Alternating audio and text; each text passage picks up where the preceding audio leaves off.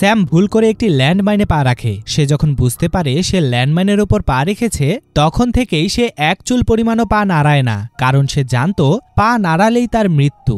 কয়েক ঘন্টার ব্যবধানে স্যাম তার সব খাবার খেয়ে ফেলল। তার কাছে একটুও পানি থাকলো না। এরপর সে দেখতে পেল যে তার দিকে মরুভূমির ঝড় তেড়ে আসছে। এটা দেখে স্যাম তার ব্যাগ থেকে একটি কাপড় বের করে তার মুখে বেঁধে নিল আর তার কাছে থাকা রাইফেলটি মাটিতে গেঁথে দিল, যাতে সে সেখান থেকে নড়তে না পারে। তার কপাল ভালো ছিল যে ঝড়টি বেশিক্ষণ থাকলো না। ঝড় শেষে স্যাম দেখতে পেল যে তার জায়গায় একটা মৃত সৈনিকের লাশ পড়ে আছে। সৈনিকটিও মূলত ল্যান্ডমাইনের আঘাতে মারা গিয়েছে। স্যাম এইভাবেই থাকতে থাকতে রাত হয়ে গেল।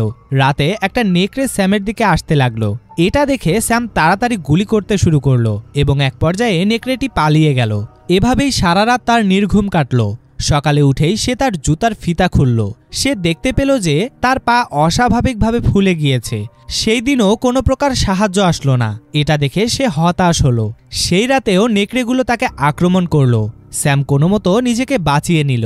পরের দিন তার অবস্থা আরও খারাপ হতে লাগলো। সে বেঁচে থাকার আশা একদমই বাদ দিয়ে দিল। সে দীর্ঘ একটা শ্বাস নিল, এরপর পা আস্তে করে সরিয়ে নিল। অবাক করার বিষয় হলো ল্যান্ডমাইনটি ফাটল না। সে কৌতূহল নিয়ে জায়গাটি থেকে বালি সরাতে লাগলো আর দেখতে পেল যে সে একটা কৌটার উপর পা রেখেছিল। আর এটা দেখেই সে একটু হাসল।